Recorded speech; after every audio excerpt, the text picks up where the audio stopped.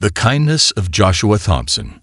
On a bright and breezy afternoon in the small town of Maplewood, 16-year-old Joshua Thompson strolled down the tree-lined streets with a spring in his step. The sun hung high in the sky, casting playful shadows on the ground as it filtered through the leaves of the oak trees that adorned the neighborhood. With his backpack slung casually over one shoulder, Joshua had become a familiar sight to the residents. His warm smile and generous spirit made him a beloved figure in the community, known not only for his kindness, but also for his knack for technology. Joshua's passion for fixing gadgets had blossomed at an early age. His fascination with technology had started when he was just a young boy, tinkering with broken toys and old devices that his parents had tossed aside. With an innate curiosity and a little help from online tutorials, he had developed a talent for repairing everything from radios to laptops. This skill set made him a go-to person for the elderly residents of Maplewood, who often found themselves baffled by their devices. As he walked home from school that day, Joshua noticed Mrs. Johnson, an elderly woman with a heartwarming smile, waving from her porch. "Joshua, dear, how are you today?" she called out, her voice filled with warmth and affection. "I'm doing great, Mrs. Johnson. How about you? Is your TV working better now?" He replied, his eyes twinkling with sincerity. "Oh, it's perfect. Thank you so much for fixing it last week. You're a godsend, child," Mrs. Johnson exclaimed, her voice laced with gratitude. Joshua ducked his head, feeling a rush of warmth spread through his chest.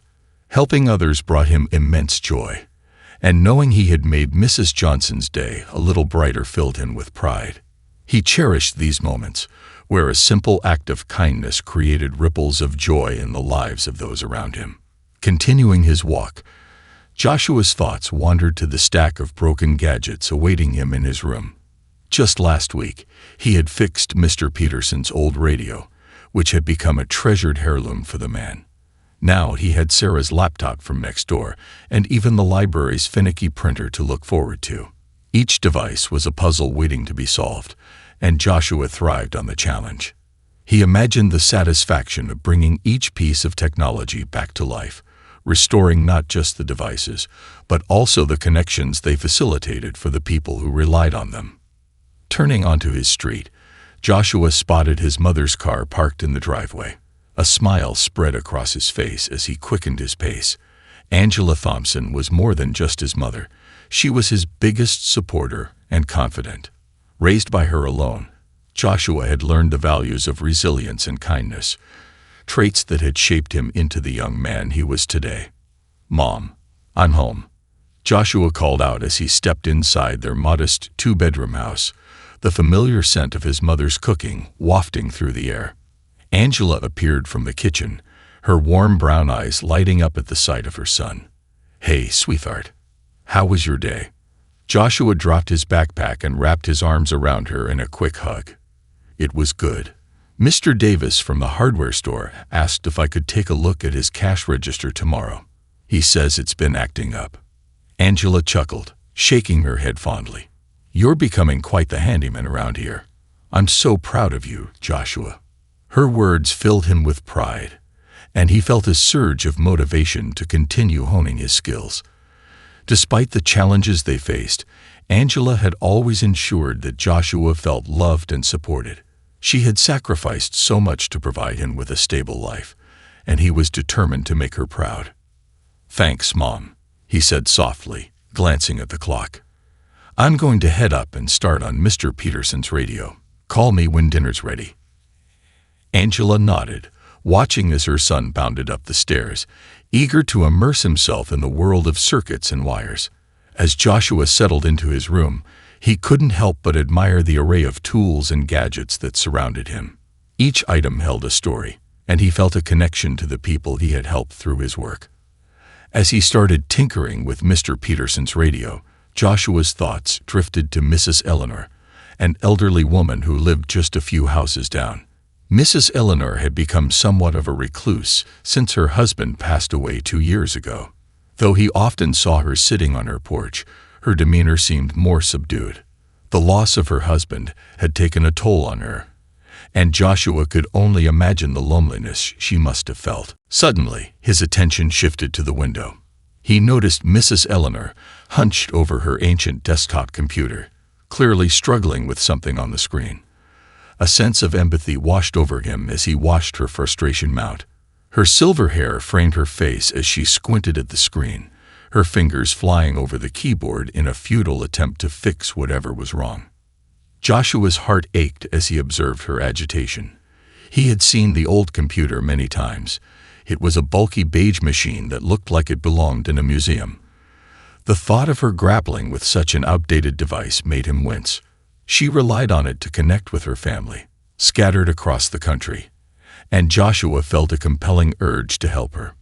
Setting aside the radio, he grabbed his toolkit and made his way down the street. As he approached Mrs. Eleanor's house, he took a deep breath, reminding himself of the impact he could have. "I can do this," he whispered to himself. He knocked gently on the door, and a moment later, Mrs. Eleanor opened it, her eyes widening in surprise. "Oh, Joshua, what a lovely surprise," she exclaimed, her voice tinged with warmth. "Hi, Mrs. Eleanor. I saw you struggling with your computer from across the street. I thought I could help," he offered, a genuine smile spreading across his face. "Oh, that would be wonderful, dear. I don't know what's wrong with it. It's just not responding, and I needed to connect with my grandchildren," she admitted, her voice tinged with worry. Joshua stepped inside, his heart swelling with compassion. "Let's take a look, shall we?" He approached the computer, opening the keyboard and inspecting the cables. As he worked, he listened to Mrs. Eleanor share stories about her family, her voice softening with every word. With each click of the mouse and keystroke, Joshua felt a sense of fulfillment. He was not just fixing a machine. He was restoring a connection between Mrs. Eleanor and her loved ones. As he navigated through the labyrinth of settings and configurations, he felt her gratitude envelop him like a warm embrace. "Thank you so much, Joshua. You have no idea how much this means to me," she said, her eyes glistening with appreciation. "It's my pleasure, Mrs. Eleanor." "I'm happy to help," he replied, feeling a sense of purpose that fueled his passion for technology even further. After a brief struggle, he managed to troubleshoot the issue. And soon enough, the screen lit up, and the old computer whirred back to life. The joy on Mrs. Eleanor's face was priceless, and for Joshua, it was a reminder of why he loved helping others. As he packed up his tools and prepared to leave, Mrs. Eleanor grabbed his arm gently. "You're such a special young man, Joshua. Your kindness will always come back to you," she said, her voice warm and sincere. He smiled, feeling a sense of pride swell in his chest. "I just want to do my part to help," he said, but deep down, he knew that these small acts of kindness were what made life meaningful. Joshua waved goodbye as he walked back home, his heart feeling light. Little did he know that his simple act of kindness would set off a series of unexpected events that would change his life forever. An unexpected turn. As dusk settled over Maplewood, a warm golden hue blanketed the town, casting long shadows that danced playfully on the sidewalks. Joshua Thompson, feeling buoyant from the day's good deeds, sat down to a dinner of homemade spaghetti with his mother, Angela. The aroma of garlic and herbs wafted through their modest two-bedroom home, mingling with the laughter that often filled their evenings. "Mom, you wouldn't believe the day I had," Joshua exclaimed, his eyes sparkling with excitement as he eagerly twirled a forkful of pasta. "I helped Mrs. Eleanor fix her computer. She was really struggling with it. But I got it working in no time." Angela paused mid-bite, a smile spreading across her face. "That's wonderful, Joshua. You always have a way of making people feel better." It must have meant a lot to her. It really did. "She's been feeling lonely since Mr. Eleanor passed away, you know. I just wanted to help her connect with her family again," Joshua replied, his voice softening as he reflected on the elderly woman's loneliness. After dinner, Joshua retreated to his room, still basking in the warmth of the day's good deeds. He set his backpack aside, pulled out his laptop, and logged onto social media to unwind. As he scrolled through pictures of friends at school, family outings, and the latest memes, a notification popped up. A message from his classmate, Sarah, caught his eye. "Hey Joshua, have you seen the news about Mrs. Eleanor?" It read. Curiosity piqued. He clicked on the news app and was immediately hit by a wave of confusion and disbelief. The headline blared. Local elderly woman reports suspicious activity after mysterious young man visits. Joshua's heart raced as he read the article, each word piercing through him like a cold chill. The piece described how Mrs. Eleanor had rushed to the police earlier that evening, claiming she had been feeling watched after a strange young man had visited her house.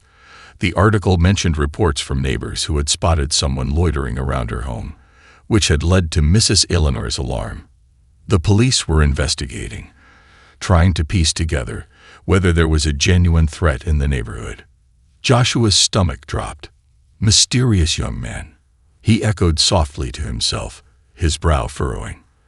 The weight of the misunderstanding settled heavily on his shoulders. He felt an icy knot of anxiety twist in his gut as he recalled the warmth in Mrs. Eleanor's voice when he had helped her. How could this be happening? He sat on the edge of his bed, grappling with a flood of emotions. Fear gripped him tightly. Fear of being misjudged, fear of the police coming to his door, and fear of what this could mean for his reputation in the community. What had started as a day filled with goodwill had suddenly morphed into something much darker.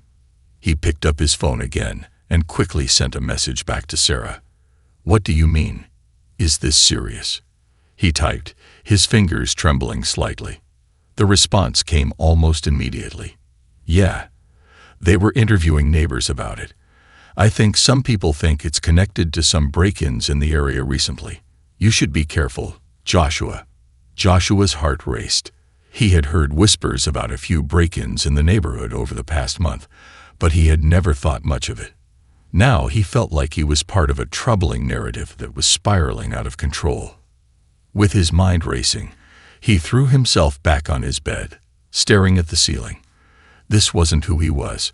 He was the kid who helped fix radios, not someone to be feared or reported.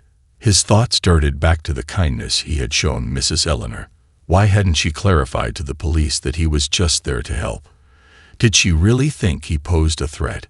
Determined to set things right, Joshua sprang into action. He needed to talk to Mrs. Eleanor and clarify the misunderstanding. But first, he needed to calm down.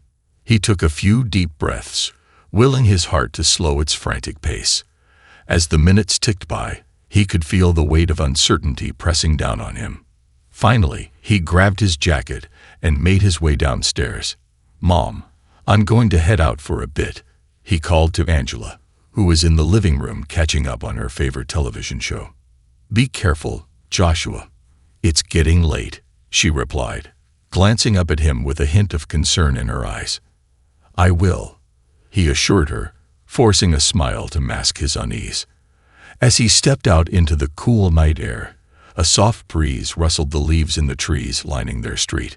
The tranquility of the evening was in stark contrast to the turmoil in his heart. With each step, he focused on Mrs. Eleanor's house, hoping she would understand and help rectify the situation.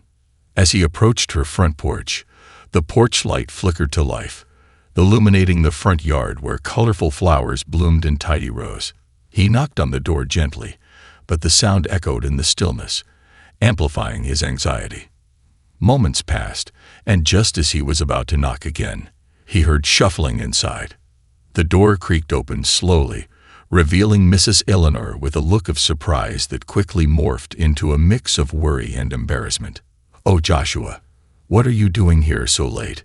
she asked, glancing around as if checking for anyone watching. "I came to see if you're okay, Mrs. Eleanor. I saw the news about you and the police," he said, his voice steady despite the turmoil swirling within. Mrs. Eleanor's expression softened, and she ushered him inside. "I'm fine, dear. I didn't mean to cause any trouble," she said, her voice wavering slightly. Joshua stepped into her living room, which was filled with warm light and the familiar scent of lavender. "You didn't do anything wrong. I just want to clarify what happened," he said, his heart pounding as he spoke. She sighed, her shoulders slumping as she sank into the well-worn armchair. "I panicked, Joshua. I've been feeling vulnerable since my husband passed, and I thought someone was watching me. When I saw you at my computer, I didn't realize you were just trying to help." Joshua felt a surge of empathy wash over him. "I understand, but I want you to know that I'm not a threat. I was just trying to help you with the computer. You know I would never do anything to harm you." She nodded, her eyes glistening with remorse. "I know that now. I just let my fears get the best of me. I should have spoken to you first, instead of rushing to the police." The weight of misunderstanding began to lift from Joshua's shoulders, but a new concern settled in. "What if the police come to my house? They'll think I'm dangerous," he said, his voice barely above a whisper. "I'll speak to them," Mrs. Eleanor assured him. "I'll explain everything. I never meant to put you in danger. You have such a good heart, Joshua, and I'm truly sorry." Feeling a glimmer of hope, Joshua took a deep breath. "Thank you, Mrs. Eleanor. I appreciate it. I just want to make sure that we can clear this up before it escalates." As they sat together, Joshua felt a sense of camaraderie growing between them. They shared stories and laughter, finding solace in each other's company despite the circumstances. The kindness Joshua had extended to Mrs. Eleanor had created a bond that transcended the fear that had briefly threatened their relationship. Eventually, as the evening wore on, Joshua stood up to leave. "I'm glad we talked, Mrs. Eleanor. Let's put this behind us. Just let me know if you need help with anything else," he said, smiling warmly.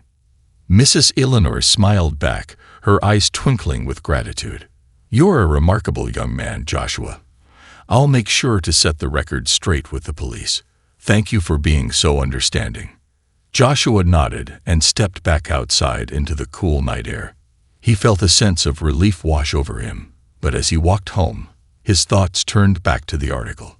He couldn't shake the feeling that this misunderstanding could lead to more complications, especially with the police involved. Arriving home, he found his mother waiting up for him, concern etched on her face. "I was worried about you, Joshua. Are you okay?" she asked, her voice filled with motherly instinct. "I'm fine, Mom. I just went to talk to Mrs. Eleanor. She feels bad about what happened," he explained, feeling the tension begin to ease. Angela nodded, her eyes narrowing slightly in concern. "I heard the news. It's upsetting that something like this could happen. But I trust you, Joshua. You're a good person." "Thanks, Mom. I just want to make sure that everything is cleared up," he replied, exhaustion seeping into his bones as he made his way to his room. As he settled into bed, Joshua's mind raced with thoughts of the day's events. He reflected on the kindness he had extended to Mrs. Eleanor and how quickly it had turned into fear and misunderstanding. He knew that he would need to be cautious, not just for himself, but for the community he cared so deeply about. The night stretched on, and as he drifted off to sleep, he hoped that the sun would rise on a new day, bringing clarity and understanding to the situation that had cast a shadow over his otherwise bright spirit. Little did he know, the repercussions of this misunderstanding would extend far beyond that night, setting off a chain of events that would challenge his values and reshape his understanding of kindness in ways he had never imagined. The ripple effect. The next morning, Joshua woke to the sound of birds chirping outside his window. Sunlight streamed through the curtains, casting a warm glow across his room, but the peaceful scene did little to ease the lingering anxiety from the previous night.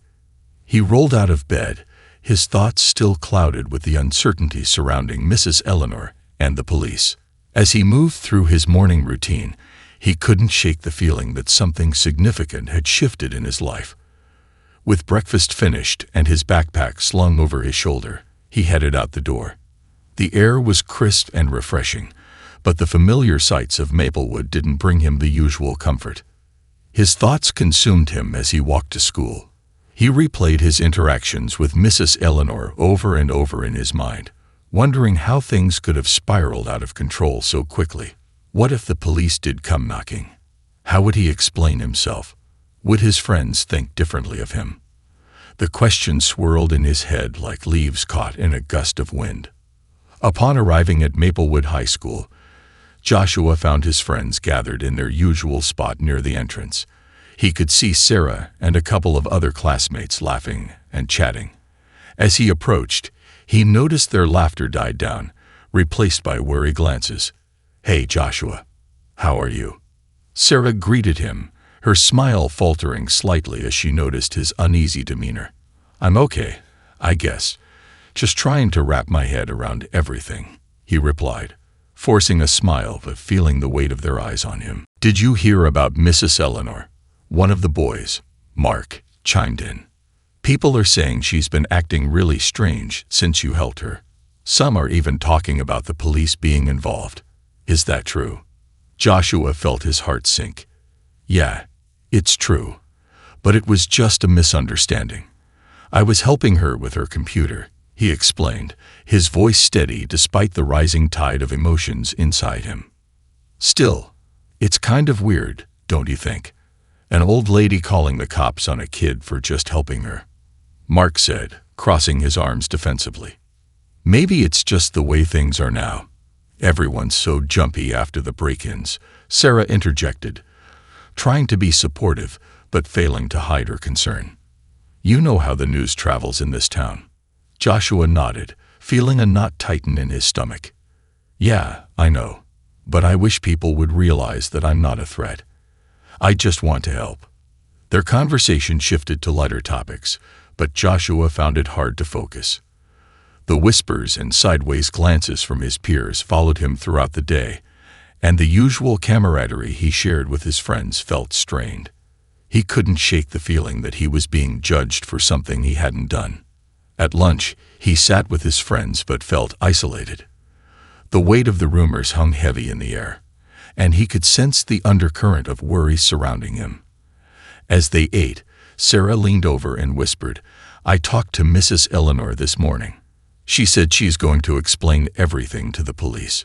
She really regrets what happened." A flicker of relief washed over Joshua. "I'm glad to hear that. I hope they believe her," he replied, trying to maintain a sense of optimism. After school, he headed home, determined to follow up with Mrs. Eleanor. As he approached her house, he noticed a police car parked outside. A knot of anxiety twisted in his stomach, but he steeled himself and walked up to the porch. He knocked gently on the door, and Mrs. Eleanor opened it, her face lighting up upon seeing him. "Joshua, I'm so glad you came," she exclaimed, ushering him inside. "Is everything okay?" he asked, glancing at the police car. "Just a precaution," she said, her voice a mixture of relief and concern. "They wanted to ask me a few questions about the situation. I told them all about you, how you came over to help me with my computer, and that you're a good boy. I hope they understand." As they spoke, a police officer stepped into the room. He was a middle-aged man with kind eyes and a serious demeanor. "Good afternoon, Joshua. I'm Officer Harris. I understand you helped Mrs. Eleanor with her computer." Joshua nodded, feeling the weight of the officer's gaze. "Yes, sir. I was just trying to help her.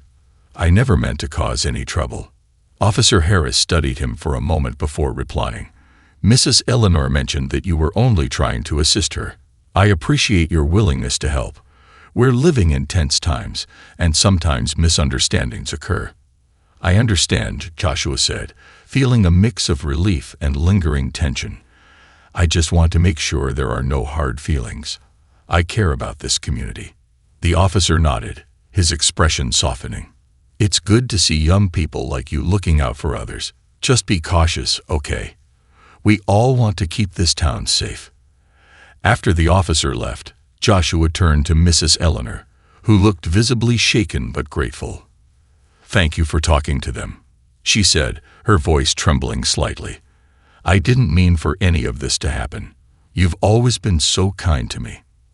"I just want to make sure you're okay," Joshua replied, his heart swelling with affection for the woman who had become like family to him. As they sat together, the weight of the day's events began to lift. They shared stories and laughter, and Joshua helped her with her computer once again. The warmth of their friendship filled the room, reminding him of the good in people, even when misunderstandings threatened to pull them apart. That evening, Joshua returned home with a lighter heart. His mom was waiting for him, a concerned look on her face. "How did it go, honey? Did they believe you?" "They did, Mom. Mrs. Eleanor talked to them, and I think everything will be okay," he said, his voice filled with hope. Angela sighed, her shoulders relaxing. "I'm glad to hear that. You've always had a good heart, Joshua. It's important to keep being kind, even when things get tough." "I will, Mom. I just hope the community understands that not everyone is a threat. We need to support each other more," he replied, feeling a surge of determination. As the days passed, Joshua noticed subtle changes in his surroundings. The rumors began to fade, but the tension lingered in the air, like a thin fog that refused to lift. Some neighbors were more watchful, their eyes scanning the streets with cautious glances. In school, while things returned to a semblance of normalcy, Joshua couldn't shake the feeling that the incident had created a divide. The kindness he had always shared with his peers felt strained, and he sensed an undercurrent of mistrust among some of them.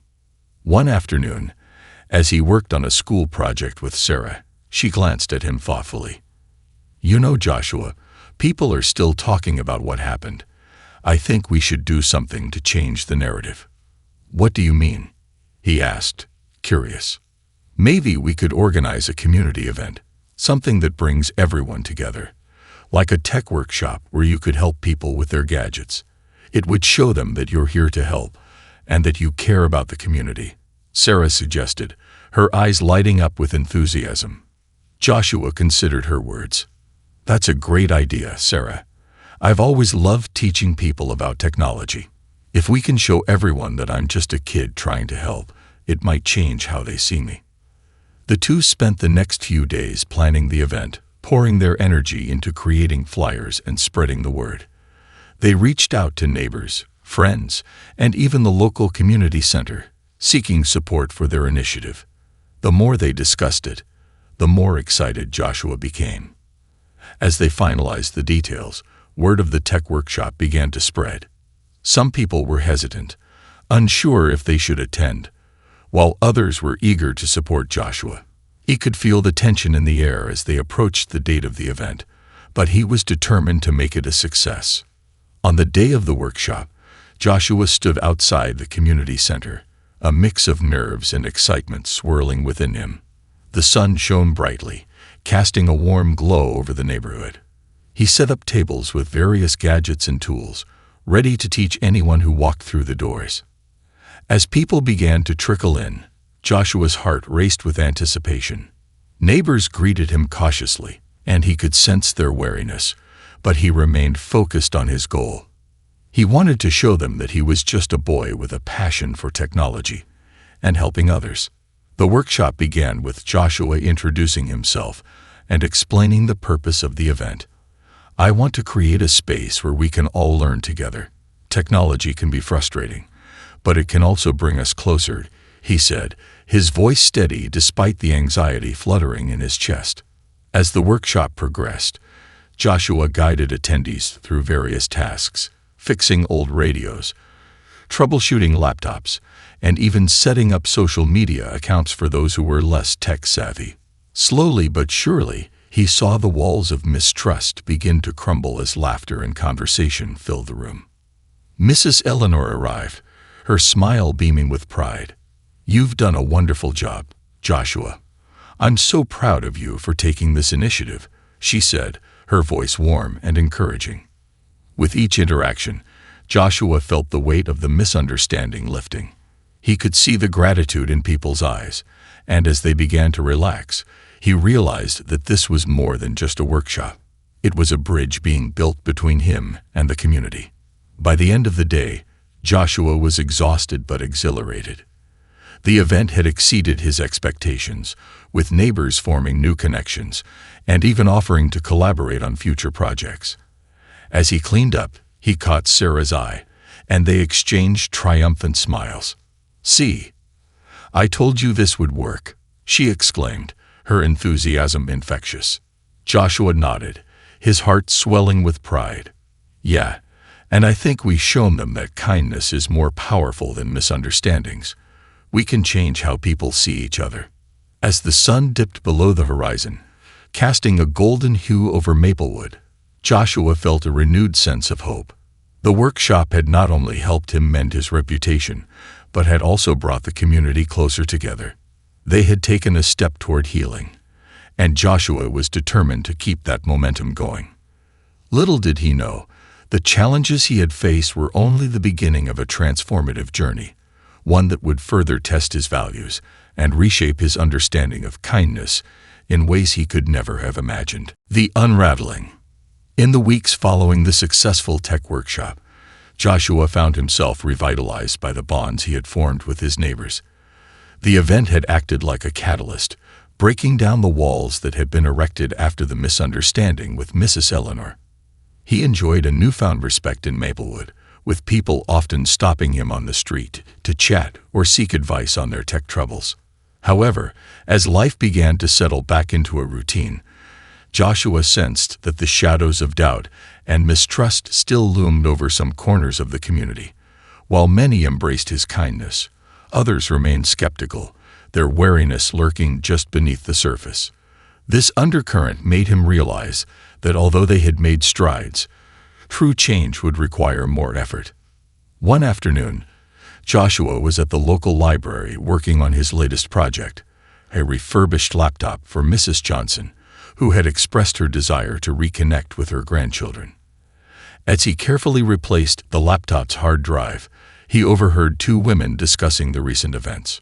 "I heard he's still up to no good," one said, her voice laced with suspicion. "Just because he organized that workshop doesn't mean we should trust him. You never know what someone like him is really up to." Joshua's heart sank as he recognized the familiar disdain in her tone. He thought back to the efforts he had made and the relationships he had tried to nurture. The bitterness of those words struck him deeply.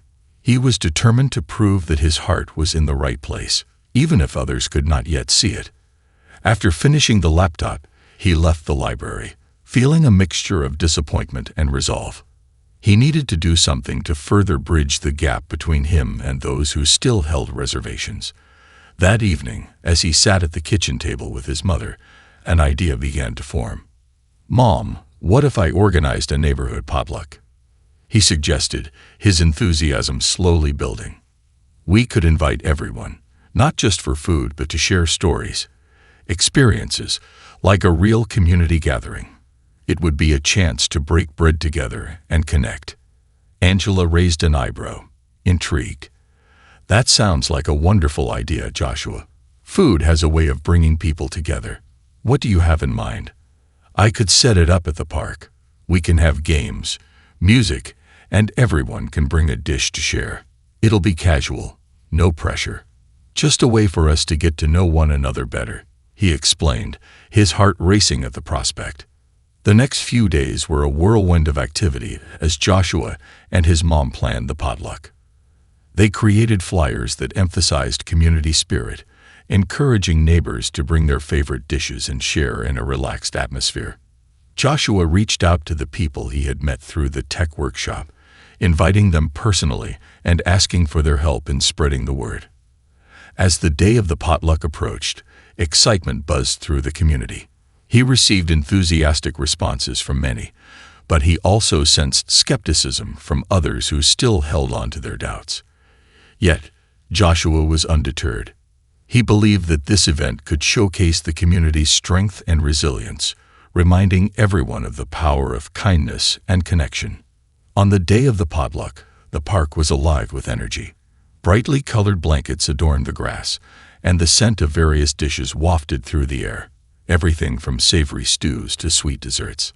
Families began to gather, children running around, laughter echoing across the open space. Joshua arrived early, setting up tables for food and arranging chairs in a semicircle for people to sit and share. As people started to arrive, he greeted them with smiles and enthusiasm. He felt the energy shift, the initial tension in the air easing as neighbors exchanged pleasantries and compliments about each other's dishes. "Joshua, look at all this food," Mrs. Johnson exclaimed, her eyes wide with delight. "I brought my famous potato salad. I hope everyone likes it." "Thanks, Mrs. Johnson. I'm sure it'll be a hit," he replied, glancing at the growing crowd. His heart swelled with pride as he watched the community come together, their differences momentarily forgotten. As the potluck continued, Joshua took a moment to step back and observe. He saw Mrs. Eleanor sharing stories with a group of young mothers, her laughter mingling with theirs. Mr. Peterson was chatting with a few teenagers, showing them how to grill burgers. He felt a sense of warmth enveloping him, a reminder that kindness could be a powerful force. But as the sun began to set and the sky turned shades of orange and pink, Joshua overheard a conversation that brought the familiar knot back to his stomach. A small group of older men stood off to the side, their voices hushed but sharp. "Look at him over there, trying so hard to win us over," one man scoffed. "You really think he's changed just because he organized this little gathering?" Joshua's heart raced as he fought against the urge to confront them. Their words were like darts, piercing through the joy he had felt moments earlier. It hurt to think that despite his efforts, there were still those who would doubt his intentions. Determined not to let negativity overshadow the day, he approached the group, putting on his bravest smile. "Hey, everyone. I'm glad you could make it to the potluck. I hope you're enjoying the food." The men exchanged glances, their expressions a mix of curiosity and skepticism. "It's fine, I suppose," one replied nonchalantly, crossing his arms defensively. "But some of us are still wondering about your so-called helping." Joshua felt a lump in his throat, but pushed through the discomfort. "I just want to help our community, to show that we can all come together despite our differences. I know I made mistakes before, but I'm genuinely trying to change things." "Sure, we've heard that before," another man chimed in. "Just don't think we'll forget what happened with Mrs. Eleanor." The accusation stung, but Joshua refused to let it diminish his spirit. "I understand your concerns. All I can do is keep showing up and proving that I care. I want to make this town a better place for everyone." Just then, Mrs. Eleanor approached, overhearing the conversation. "Now hold on a moment. Joshua has done nothing but help me and the others in this community. I've seen his heart, and I can assure you he's not the threat you think he is." The men exchanged uneasy glances, but Joshua could see the tension in their body language begin to ease. "Thank you, Mrs. Eleanor," he said, grateful for her support. "It means a lot to have your backing." With the group slowly softening, Joshua decided to change the subject. "Why don't we all share what we brought? I'm sure we'd all love to hear about everyone's favorite recipes." The men hesitated for a moment, but eventually one of them spoke up. "Well, I made a pretty mean chili. It's a family recipe." As he shared the story behind his dish, Joshua watched as others began to join in. Slowly, the conversation shifted, the laughter and camaraderie rekindling the spirit of the potluck. Later in the evening, as the last of the dishes were polished off and the sun sank below the horizon, Joshua stood before the group to thank everyone for coming. "I'm so grateful to each of you for being here today. It means a lot to me and to our community. We all have stories to share and lessons to learn from one another. Together, we can continue to grow and support each other." The crowd erupted in applause, and Joshua felt a wave of relief wash over him. Maybe, just maybe, they were beginning to see him for who he really was, a young man passionate about fostering kindness and connection, despite the doubts that lingered. As the last guests trickled out and the stars began to twinkle overhead, Joshua turned to Sarah, who was packing up the remaining supplies. "I can't believe we pulled this off. It turned out even better than I imagined." She grinned, her eyes sparkling with enthusiasm. "I knew you could do it. People are starting to realize that you're not just some kid trying to cause trouble. You're one of us now." Joshua smiled back, feeling a deep sense of gratitude. "Thanks for believing in me, Sarah. I couldn't have done this without your support." That night, as Joshua lay in bed, he reflected on the potluck and all that had transpired. He realized that while the shadows of doubt might still linger in some hearts, he had taken significant steps toward mending the fabric of his community. Yet he also understood that his journey was far from over. He had opened a door, but there were still barriers to break down, hearts to heal, and minds to change. In the quiet of his room, he resolved to continue his mission, to spread kindness and bridge the gaps that divided people, one act at a time. Little did he know, the true test of his resilience and the strength of his character was just around the corner. Challenges would arise that would challenge everything he had worked for, forcing him to confront not only the prejudices of others, but also the doubts within himself. But Joshua was ready. He believed in the power of kindness and knew that he would face whatever came next with courage and determination. The storm before the calm. With the potluck a resounding success, Joshua felt invigorated, convinced that the seeds of change were taking root in Maplewood. The community buzzed with conversations sparked by the gathering, and he received countless messages from neighbors expressing their gratitude and support. For the first time in a long while, he felt like he truly belonged. As the days turned into weeks, Joshua took every opportunity to nurture the newfound connections. He organized a weekly game night at the local community center, inviting everyone from kids to seniors. The laughter that filled the room became music to his ears. It felt like the walls of isolation that had plagued the neighborhood were gradually coming down, one friendly game at a time. However, in the midst of this positive momentum, a shadow loomed over Maplewood. Whispers of a sudden wave of crime had started circulating, sending ripples of fear through the community. Reports of vandalism and thefts in nearby neighborhoods made headlines, and people began locking their doors earlier, pulling their blinds down tighter. At first, Joshua didn't pay much attention to the rumors. He was too focused on the good he was trying to foster. But one afternoon, as he was hanging out with Sarah at the community center, he overheard a group of older men discussing the situation. "It's only a matter of time before it reaches our neighborhood," one said, his voice tinged with worry. "We need to keep an eye on those who don't belong. You know, the ones who look suspicious." Joshua felt a twinge of anxiety as he listened. He had heard similar sentiments expressed before, particularly regarding newcomers to Maplewood. People often expressed their discomfort around those who didn't fit their idea of normal, and this was not just a sentiment directed toward him. It was directed toward anyone who looked different. The fact that he was black only intensified his awareness of the invisible barriers that still existed. Trying to shake off the unease, he and Sarah headed to the local diner for some ice cream. As they enjoyed their treats, the conversation turned toward the upcoming community meeting that was scheduled for the following week. "Are you going to speak at the meeting?" Sarah asked, her voice curious. "I think people would really benefit from hearing your perspective, especially now with everything going on." Joshua considered her suggestion. "Maybe. I think it's important to remind everyone of the work we've been doing and how vital it is to keep building trust." As he spoke, a flicker of doubt crossed his mind.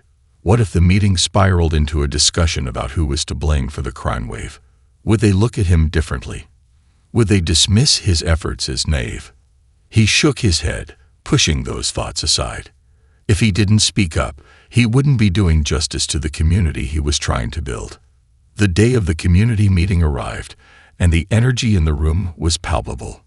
Residents filled the community center, their expressions a mix of concern and determination. Joshua noticed the tension in the air, and his heart raced as he took a seat near the front. The meeting began with the mayor addressing the audience, urging them to stay vigilant and report any suspicious activity. "We must protect our neighborhood," she declared, her voice firm. "It's up to us to keep Maplewood safe." Joshua listened closely, but as the meeting progressed, He couldn't shake the feeling that fear was slowly beginning to overshadow the kindness they had fostered. As more residents took to the microphone, their comments became increasingly defensive. "We need to start watching out for those outsiders. They're the ones causing trouble," one man said, his voice dripping with contempt. Another added, "We can't let our guard down. We need to band together to protect our homes." Joshua's stomach twisted at the thought of the conversation spiraling into a blame game. He felt a rush of adrenaline and knew that he had to speak up. He stood, taking a deep breath to steady himself, and approached the microphone. "Excuse me," he began, his voice steady but filled with urgency. "I know we're all worried about the crime wave, but I believe we need to be careful about how we respond to it. We can't let fear divide us." The murmurs in the room quieted, and Joshua could feel the weight of their gazes on him. He continued, "I understand the desire to protect our homes and families, but it's crucial to remember that many of us are neighbors. We've worked hard to build trust and understanding. If we let fear dictate our actions, we risk tearing apart the very fabric of our community." A few people shifted in their seats, and Joshua could sense the tension. He pressed on, fueled by his conviction. "We can't assume that those who look different from us are the cause of our problems. In fact, we should be reaching out to one another now more than ever. This is the time for unity, not division." He could see some nodding in agreement, but others wore skeptical expressions. "I'm not saying we should ignore the issue," he added quickly, trying to clarify his point. "We should work together, support each other, and find solutions as a community." The room erupted into murmurs, some supportive, some critical. An older woman stood up, her face flushed. "But how can we trust people we don't know? It's easy to say we should just be kind, but it feels like we're being naive." Joshua swallowed hard, feeling the weight of her words. "I understand your concerns, but we can't let fear cloud our judgment. I've seen how kindness can change lives, and we must be willing to extend that to everyone, no matter where they come from." After Joshua's speech, the room fell into a heavy silence. A man in the back raised his hand, speaking softly. "I think he has a point. We've all felt scared, but we also have to ask ourselves what we can do to make our community stronger instead of more divided." As the discussions continued, Joshua felt a flicker of hope. While the challenges were far from over, it was clear that some people were beginning to reconsider their perspectives. They were starting to engage in a dialogue rather than simply pointing fingers. When the meeting ended, Joshua felt drained yet exhilarated. He had taken a risk by voicing his beliefs, but it had been worth it. He looked around and noticed a small group of people gathering to talk, including the woman who had initially expressed doubt. "Hey, Joshua," she called out, approaching him with a hesitant smile. "I didn't realize how hard it is to keep our community together when we're all scared. I appreciate your bravery in speaking up." "Thank you," he replied, his heart racing. "I think we can all learn from each other if we're willing to listen." As the crowd began to disperse, Joshua spotted Mrs. Eleanor approaching him, her eyes bright with gratitude. "You did wonderfully tonight, dear. I'm proud of you for standing up and speaking from your heart." "Thanks, Mrs. Eleanor," he said, feeling the warmth spread through him. "Your support means a lot." In the days that followed, Joshua felt the ripple effects of the meeting. More neighbors reached out to him, thanking him for voicing their concerns and encouraging conversations about community safety without succumbing to fear-based thinking. He felt a renewed sense of purpose and connection. However, amidst the optimism, Joshua remained acutely aware of the growing tensions in Maplewood. The crime wave had not ceased, and while some were open to change, others still clung to their prejudices. One evening, as he walked home from the community center, he noticed a group of teenagers gathered at the park. Their laughter echoed through the air, but as he drew closer, he saw them throwing rocks at a nearby vacant house, their faces lit with mischievous excitement. "Hey, what are you doing?" Joshua called out, his voice firm but calm. The teenagers turned, their laughter fading. One of them shrugged, a cocky grin on his face. Just messing around. What's it to you? Joshua took a step closer, determined to defuse the situation. That house has been empty for a while. It doesn't belong to anyone right now, but it's still part of our community. We shouldn't treat it like that. What if someone wants to move in? Or what if it's a place where kids could play? The teenager scoffed, rolling his eyes. You're just a nerd who thinks he can tell us what to do. We're just having fun. Fun doesn't have to mean being destructive, Joshua replied, his heart racing. What if you channeled that energy into something positive? We could organize a cleanup day for the park, or maybe even use that house as a community art project. The others looked at one another, a mixture of surprise and curiosity etched on their faces. Joshua felt a spark of hope as he saw some of them begin to reconsider their actions. Yeah, that could be cool, one girl said hesitantly. I mean, we could paint it and make it look nicer. Exactly, Joshua encouraged, seeing the potential for change. We could work together and make it something everyone can be proud of. As he spoke, he noticed the attitude of the group begin to shift. The cocky demeanor faded, replaced by intrigue.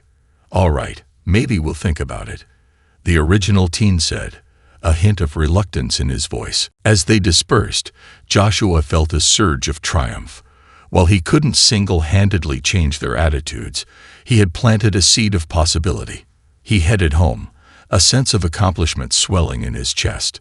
However, as he entered his house, his mother's worried expression quickly dampened his spirits. Joshua, have you seen the news? She asked, her voice tinged with anxiety. He shook his head, his heart sinking as she handed him her phone. The headline read, Crime Wave Hits Maplewood. Residents urged to stay vigilant. Beneath it were several reports detailing recent break-ins, including one at the community center during the very hours Joshua had organized events. Mom, he began, but she held up her hand. I know you're doing your best, but this is serious. People are scared, and they're looking for someone to blame. Be careful, okay? Joshua nodded, his mind racing. He understood the fear that gripped the community, but he couldn't let it deter him. In that moment, he vowed to keep pushing for understanding and connection, no matter how difficult the road ahead might be. The next day, he reached out to the neighborhood watch group, offering to help organize a community forum. He believed that by bringing people together to share their concerns and fears, they could forge a path forward that didn't resort to scapegoating. He envisioned a gathering where stories could be shared, misconceptions could be addressed, and unity could be fostered. As the day of the forum approached, Joshua felt both nervous and hopeful. He prepared diligently, crafting a message that emphasized the importance of community, compassion, and collective action. He knew that the conversation wouldn't be easy, but he was determined to facilitate a dialogue that could lead to positive change. On the day of the forum, the community center buzzed with a mix of anxiety and anticipation. Residents filed in, their expressions a mix of skepticism and curiosity. Joshua felt the weight of their gazes as he took the stage, heart pounding in his chest. Thank you all for coming, he began, his voice steady despite the storm of emotions inside him. I know that recent events have left many of us feeling scared and uncertain. But I believe we can face these challenges together, as a community. He shared stories of resilience and kindness, emphasizing the importance of understanding each other rather than allowing fear to divide them. Let's remember that we are all neighbors, and we have the power to uplift one another, he urged. As the forum progressed, some residents shared their experiences, and others expressed their fears. Joshua listened intently, validating their emotions while also gently guiding the conversation back to the idea of unity. He facilitated discussions about practical solutions, like improving neighborhood watch programs and creating opportunities for residents to connect. Towards the end of the forum, a woman stood up, her voice trembling. I've been scared too. I've worried about my family's safety and have felt angry about the crime. But Joshua, your words have made me realize that we need to work together instead of turning on each other. The room fell silent, and then a wave of applause erupted. As the forum concluded, Joshua felt a renewed sense of hope. While he knew that the path ahead wouldn't be easy, he had witnessed a moment of vulnerability and understanding that could pave the way for lasting change. In the weeks that followed, Joshua continued to work tirelessly, organizing neighborhood cleanup days and community projects aimed at fostering connection. He reached out to local schools, encouraging students to get involved and create a sense of ownership over their environment. The sense of community began to grow, and the positive momentum started to overshadow the fear that had once gripped Maplewood. Yet, deep down, Joshua was aware that the challenges were far from over. The crime wave continued to loom, and as it did, tensions rose. The delicate threads of connection that had begun to weave through the community were still susceptible to fraying, and Joshua felt the weight of that responsibility. One afternoon, he received a call from Sarah, her voice laced with urgency. "Joshua, you need to come to the park. Something's happened." His heart raced as he rushed to the park, dread settling in the pit of his stomach. When he arrived, he found a group of neighbors gathered around a small crowd. He pushed through the throngs of people, his pulse quickening. "What happened?" he asked, his voice steady despite the chaos. Someone pointed toward the center of the crowd, and as Joshua stepped forward, his breath caught in his throat. A mural he and the teens had worked on together. An expression of unity, vibrancy, and community spirit had been vandalized. Words of hate and disdain marred the colorful artwork, casting a shadow over everything they had worked for. Anger surged through him as he took in the damage. This wasn't just an attack on art. It was an attack on their community, on the progress they had made. Joshua felt a surge of determination and pain collide within him. "Everyone, listen," he shouted, stepping onto a nearby bench to address the gathering crowd. "I know you're angry, and you have every right to be. But this isn't how we respond. We can't let hatred take root in our hearts." He looked around at the faces of his neighbors, each displaying a mixture of disbelief and fury. This mural was created to represent our strength and connection. We need to come together, not to retaliate, but to show that love and unity are stronger than hate. The crowd began murmuring, and Joshua could see a flicker of realization spread through some faces. "Let's organize a community event to restore this mural and create even more art together. We can turn this negativity into something beautiful, something that reflects who we really are." As he spoke, he could feel the energy shift in the crowd. The anger that had initially engulfed them began to transform into resolve. Neighbors started to step forward, offering to help with the restoration effort. In the days that followed, the community rallied around Joshua's call to action.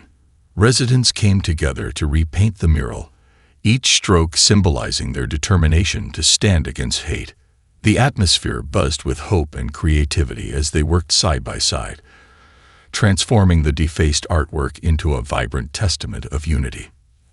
As they painted, stories were shared, laughter filled the air, and the bond between neighbors grew stronger. It was a powerful reminder of the community's resilience and the transformative power of collective action. Finally, when the mural was completed, they hosted a celebratory unveiling.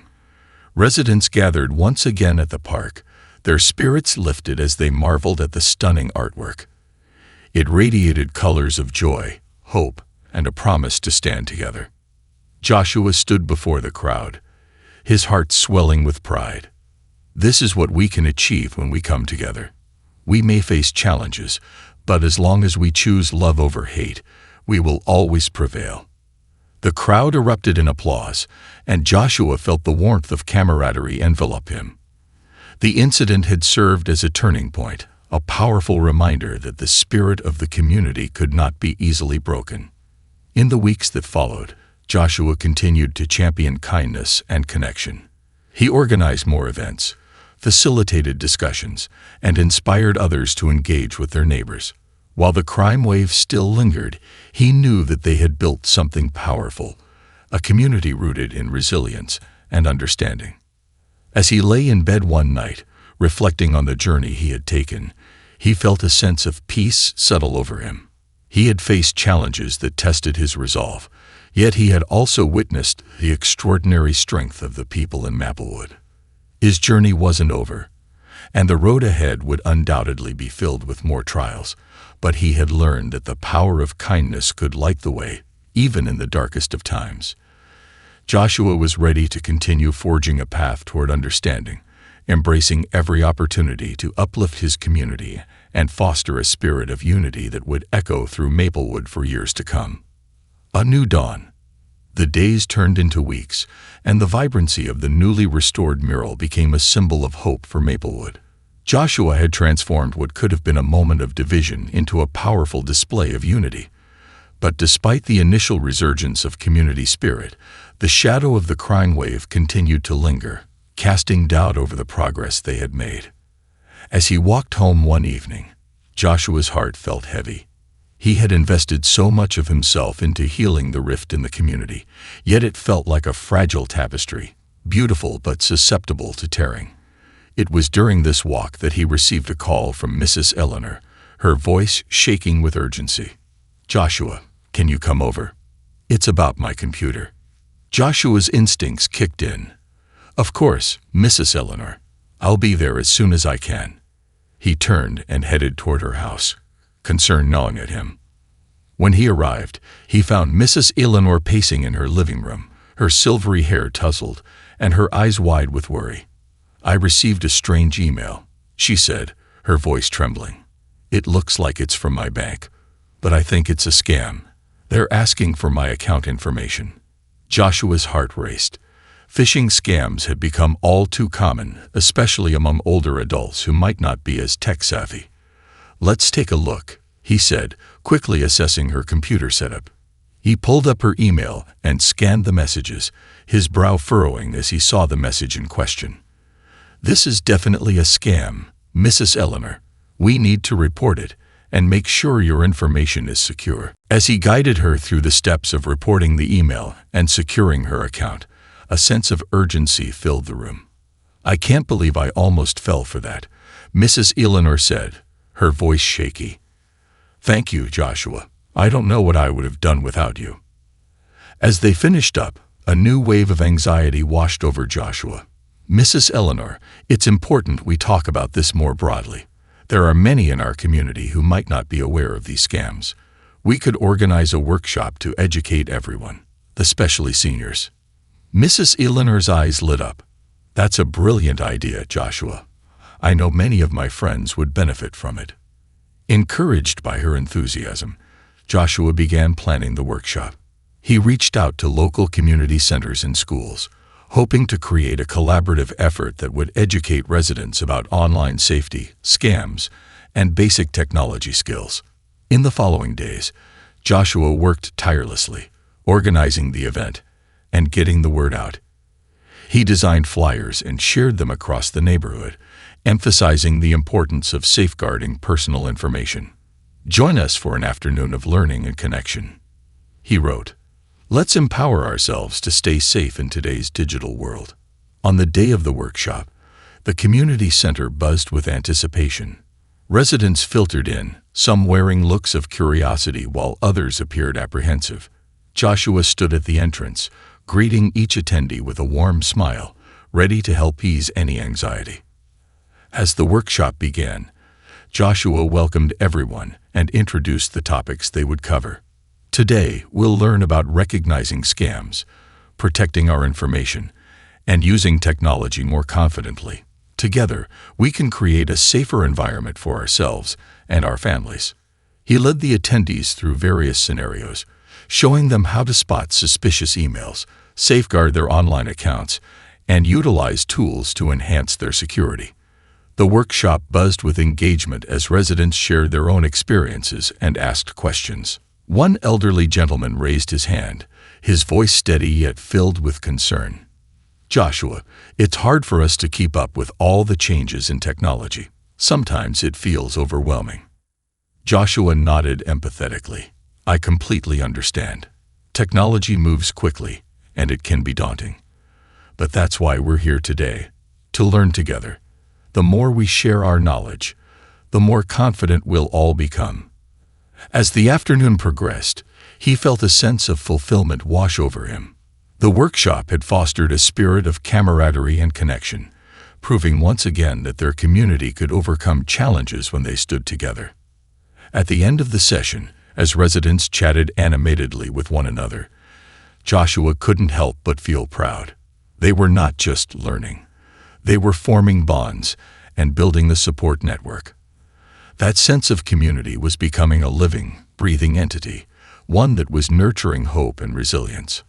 However, as the excitement of the workshop began to fade, the reality of the crime wave returned to the forefront of Joshua's mind.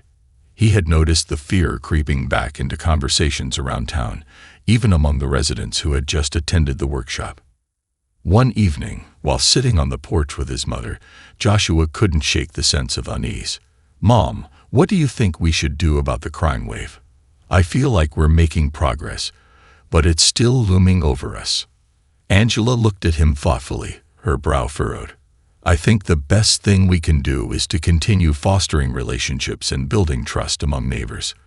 When people feel connected, they're more likely to watch out for one another." He nodded, contemplating her words. "Maybe we should host a neighborhood safety meeting, like a town hall where everyone can come together to discuss their concerns. We can brainstorm solutions and support each other." His mother smiled, her eyes glinting with pride. "That's a great idea, Joshua. You have a knack for bringing people together." With newfound determination, Joshua set to work organizing the safety meeting. He reached out to local law enforcement, inviting them to speak about crime prevention and community safety measures. He also arranged for residents to share their experiences and concerns. As the meeting approached, he felt a mix of excitement and apprehension. He knew that the conversation would be difficult, especially with underlying tensions still simmering beneath the surface. Yet he believed in the power of open dialogue. On the day of the meeting, the community center filled to capacity, and the atmosphere crackled with anticipation. Residents of all ages filled the seats, their expressions a mix of anxiety and determination. Joshua took a deep breath and stepped up to the podium. "Thank you all for being here today. We're facing some challenges in our community, and it's vital that we come together to address them," he began, his voice steady yet earnest. "Today, we'll listen to each other, share our fears, and work together to find solutions." As the meeting unfolded, residents expressed their concerns, stories of recent break-ins, feelings of vulnerability, and frustrations about not feeling safe in their own neighborhood.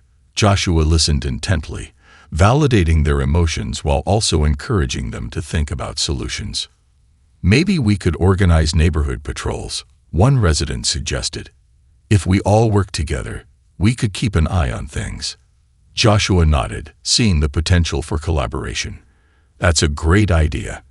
If we can establish a schedule where volunteers can walk around the neighborhood, it would help deter crime and also foster connections."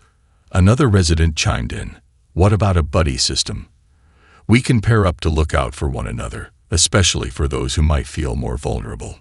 The discussion flowed, ideas bouncing back and forth as the energy in the room shifted from fear to empowerment. Joshua felt a surge of hope as he witnessed the transformation, realizing they were actively working together to reclaim their community. As the meeting drew to a close, a sense of camaraderie filled the air. Joshua felt invigorated by the progress they had made and the connections forged during the discussion. "Let's remember that we are not alone in this. Together, we can make Maplewood a safer, more connected place for everyone." After the meeting, people lingered, talking and exchanging contact information. Joshua watched as neighbors began to form bonds, offering support and solidarity. It was a moment of profound joy for him, proof that their efforts to build a strong community were paying off.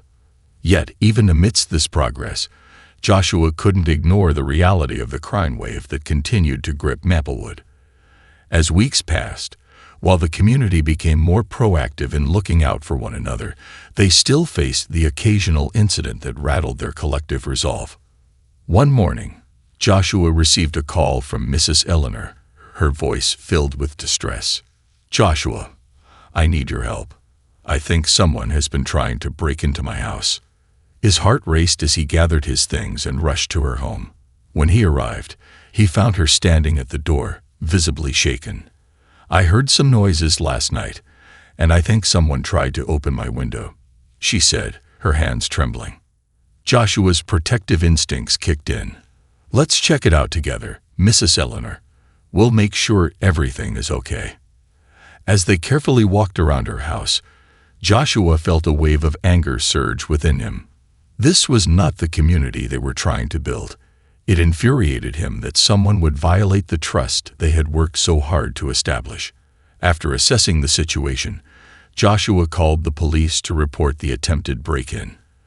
They arrived quickly, taking the time to reassure Mrs. Eleanor and gather details about the incident. As they spoke, Joshua listened intently, hoping to learn how they could better protect their community. Once the police left, Joshua turned to Mrs. Eleanor.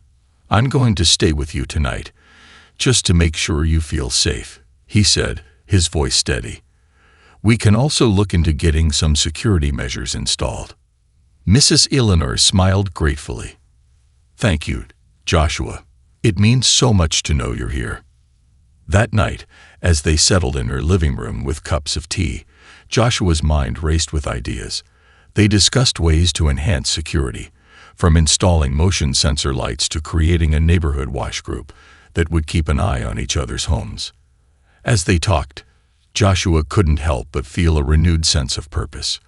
They were not just reacting to fear, they were taking proactive steps to reclaim their community from the grasp of crime and uncertainty. In the following weeks, Joshua spearheaded efforts to establish the Neighborhood Watch program, working closely with the police department to provide training and resources. The initiative gained traction, with residents eager to participate and take an active role in ensuring their safety. On the day of the first Neighborhood Watch meeting, excitement buzzed through the air. Joshua arrived early, setting up chairs and preparing materials. When the residents began to trickle in, he felt a sense of pride at the turnout. "Thank you all for coming," he said, standing in front of the group. "Together, we can create a stronger, safer Maplewood." As the meeting unfolded, Joshua guided discussions about crime prevention strategies, home security tips, and ways to foster communication among neighbors. Residents shared their experiences and brainstormed ideas, and a sense of community spirit surged through the room. By the end of the meeting, they had established a schedule for neighborhood patrols, shared emergency contacts, and planned monthly gatherings to maintain the sense of connection they had built. Joshua felt a warmth spread through him as he witnessed the transformation in the room. Fear had given way to empowerment. In the months that followed, the Neighborhood Watch program flourished. Residents became more vigilant, forming friendships and supporting one another in ways they had never imagined. Joshua was thrilled to see his vision of a united community coming to life, but he remained aware of the need for continued vigilance. One evening, as Joshua walked home from a meeting, he felt a sense of calm envelop him. He had seen his community grow stronger, more connected, and more resilient. Maplewood was beginning to flourish again, and he couldn't help but feel a surge of hope for its future. Yet, he also understood that the fight against fear and division was far from over. The crime wave, while somewhat mitigated, still posed challenges. Joshua knew that building trust and connection would require ongoing effort, but he was ready to face those challenges head-on. As he entered his home, he was greeted by his mother, who had been watching the news. "Joshua, you won't believe what I just saw," she said, her eyes wide with excitement. The news covered the Neighborhood Watch program. They highlighted the amazing work you've been doing to bring the community together. Joshua felt a rush of pride as he listened to her. The recognition was a reminder that their efforts were making a difference, not just in Maplewood but beyond. He realized that they were part of a larger movement, a shift toward community empowerment and connection. In the days that followed, residents began to feel a renewed sense of hope. Crime rates started to decline, and the atmosphere in Maplewood shifted. Neighbors were more inclined to speak with one another, share meals, and support local events. One Saturday, Joshua organized a community picnic in the park, inviting families to come together, share food, and enjoy the company of their neighbors. As he set up tables and decorations, he was filled with anticipation. He wanted this event to be a celebration of their progress, a symbol of their resilience and unity. As the sun began to set, families trickled into the park, laughter and chatter filling the air. Joshua moved around, greeting everyone with a smile, feeling the warmth of community envelop him. The event was a resounding success, with children playing, adults sharing stories, and an overall atmosphere of joy and connection. As the evening wore on, Joshua stood up to speak, feeling the energy of the crowd. "Thank you all for being here today. This picnic is a celebration of our community's strength and resilience. We've faced challenges together, but we've also built something beautiful, a network of support and friendship." The crowd erupted in applause, and Joshua felt a swell of gratitude. He was reminded of the journey they had taken and the work still ahead. As he glanced around, he saw Mrs. Eleanor laughing with a group of friends, and he felt a rush of satisfaction. He knew that they had come a long way, and together they would continue to uplift one another. Later that evening, as the sun dipped below the horizon, Joshua sat on a bench, reflecting on everything they had accomplished. The crime wave had tested them, but it had also ignited a fire within the community, a desire for connection and understanding that could not be extinguished.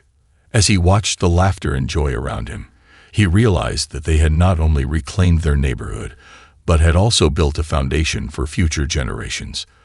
The lessons learned would echo through Maplewood for years to come, a testament to the power of community, kindness, and resilience. With a heart full of hope, Joshua knew that their journey was just beginning. He was ready to face whatever challenges lay ahead, fueled by the unwavering belief that together they could overcome anything. Maplewood was more than just a town. It was a family bound by love, connection, and an unbreakable spirit.